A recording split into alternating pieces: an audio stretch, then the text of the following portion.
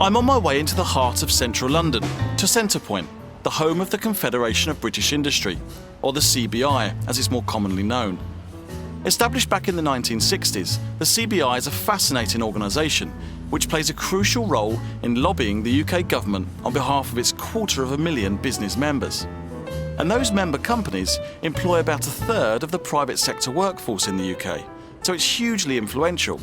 Its mission, to promote the conditions in which businesses of all sizes and sectors can compete and prosper. And it places the green economy at the heart of its campaigning. I'm here to see the CBI's Director of Business Environment, Rhian Kelly, to find out exactly what this organisation is doing to enable and encourage sustainable businesses to flourish here in the UK.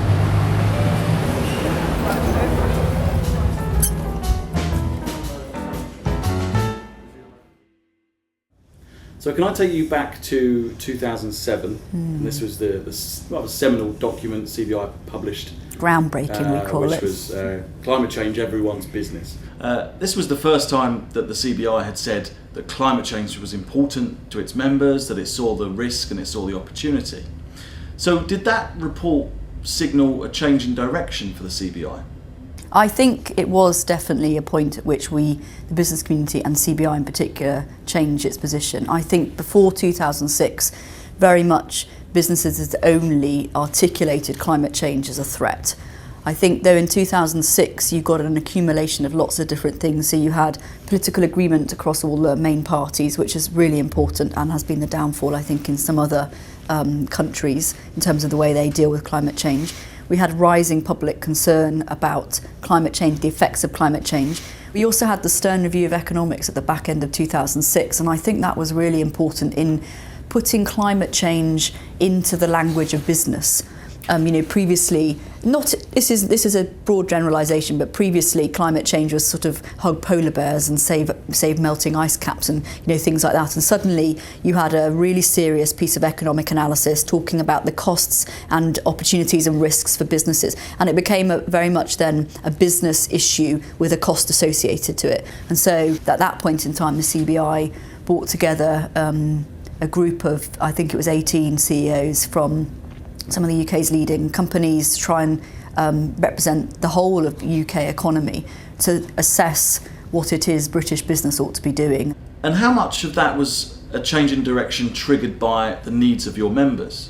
And we had seen prior to CBI doing some work, members joining organisations like the Corporate Leaders Group, and they were taking really proactive, progressive positions. But we thought, well, actually, as a business organisation, we do need to think about this. But I guess it's also driven by some of the personalities, and certainly it's true to say that we had a change in Director General, and Richard Lambert really believed passionately in the climate change agenda. And I think it was that sort of personal commitment from them and others around the table that also made it, I think, such a successful piece of work.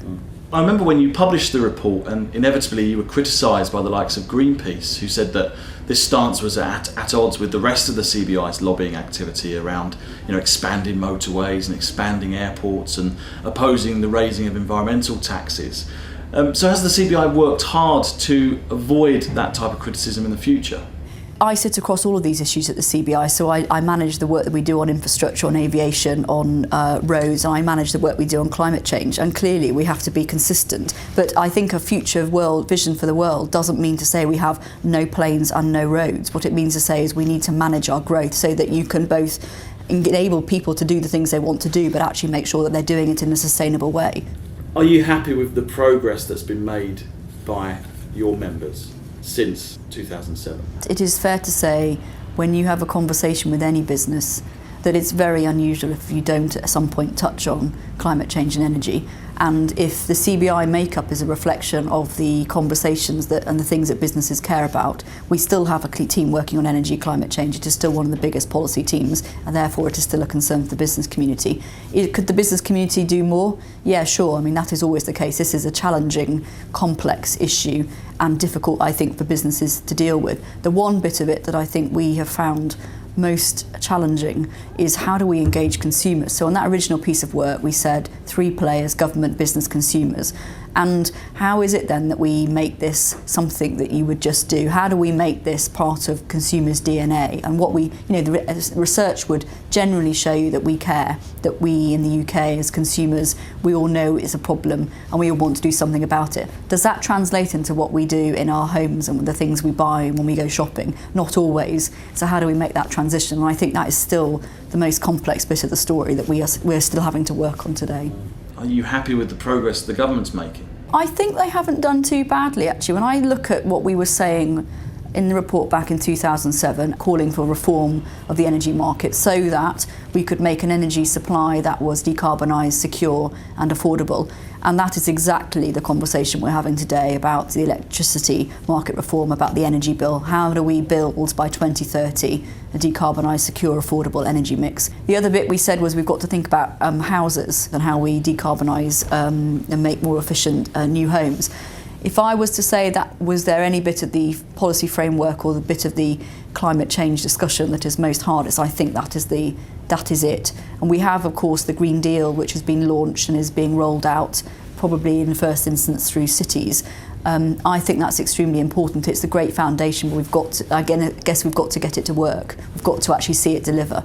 I want to ask one of the questions that one of our members posed.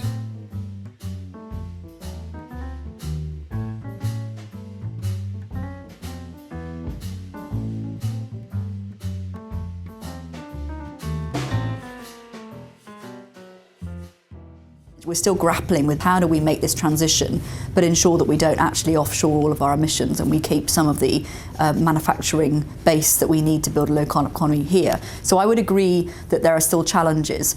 I don't know whether I'd entirely agree that the current government doesn't get it. I mean, it is really complicated. It is a whole economy project. I mean, certainly the work we did this year with the new report we put out with a new piece of analysis, Colour of Growth, would suggest that we have the opportunity to make a lot more out of the transition to a low carbon economy, that we could really significantly add to GDP. And I think the analysis we did suggested you could make something like 20 billion extra by 2014-15. But we said that, look, policy isn't just smart enough. And from our perspective, we really see that it's too there's not enough confidence in the system. So when government is changing and chopping and changing feed-in tariffs, even if you're not directly linked to feed-in tariffs, the message it sends to businesses, one of we can't rely on government, this is becoming a political risk. What more could the CBI be doing? I think we are doing quite a lot already, and I think the Colour of Growth is a really good example of the way we've been trying to raise the issue right across government, across all government departments, that if done properly, this is absolutely a part of the growth story and absolutely a part of sustainable growth. But I think sustainable growth goes well beyond also green growth. I mean, green growth is part of sustainable growth. So we've done a lot of work at the CBI on how do we increase investment, how do we increase trade, how do we make sure that all businesses benefit as we come out of the economy, out of the sort of recession. Something that's been occupying the minds of 2degrees members right now is mandatory greenhouse gas emission reporting, which is a piece of legislation that's coming in next year, which will be a requirement for the UK's publicly listed companies to start reporting their emissions data on an annual basis.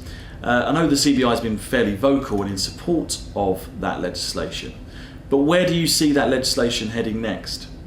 Well, I think the most immediate task is to make sure that the legislation that's put in place next year is appropriate, and we've been talking with government about how we can align current reporting boundaries with what goes actually onto paper to make this happen. And there's just a bit of work that needs to be done to make sure that we're not asking people to do the impossible. But over time, I would expect it to be phased in for more businesses. We have a question from one of our members related to the energy bill.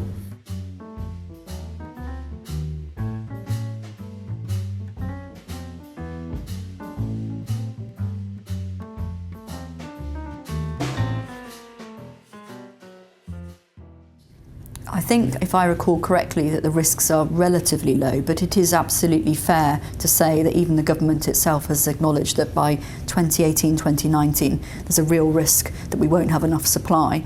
So we're pitching it in two ways, I guess. One is let's manage the energy bill, because actually if we manage the energy bill right, we won't be in that situation, because people will be able to take decisions that means that we put new power into the system, we won't then have a shortage. The second half of that is clearly everybody needs to manage their energy use and make sure they're as efficient as possible. I think one of the unintended consequences of having a financial recession is that actually it is material to everybody to think about their bottom line costs, and I frequently talk to members who are looking at their energy bills and thinking what is the action we can take to manage that, because clearly we need to insulate ourselves, both because we want to reduce our costs, but also if people are talking about there not being enough energy in the system, we don't want to be at risk of that. We want to make sure that we've got plans in place that would manage that. So what are your priorities for the next 12 months, and where will you be sort of focusing your efforts in the next year or so? I think being very specific about areas of policy that we will be working on in terms of the work of the energy climate change team, there are three. The first one is the energy bill. I mean, delivering reform of our electricity markets, really, really important. The second one is around the Green Deal and making sure it gets rolled out and making sure that we get it financed properly, and that also I think we get demand and we encourage consumers to get involved in demand. And I guess we will flip also into energy efficiency for households, also what more we could do in energy efficiency for businesses, and hence could we streamline the existing set of policies because they're quite complicated to navigate. And then the third one is the EU ETS. There's an ongoing debate in Brussels about reform of the emissions trading scheme, how you ensure that it does two things. It reduces emissions but also incentivises investment, and you do that in such a way that you don't excommunicate energy intensive industries. So we will be very active on that debate next year, and those are the three bits of policy that I think will take up most of our time in 2013.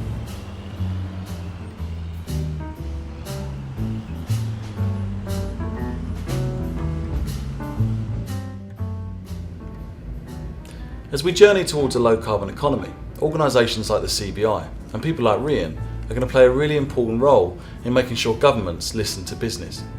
Because right now, in the UK at least, it's the business community that's leading the charge to a more sustainable economy, not the government. Let's just hope it keeps on listening.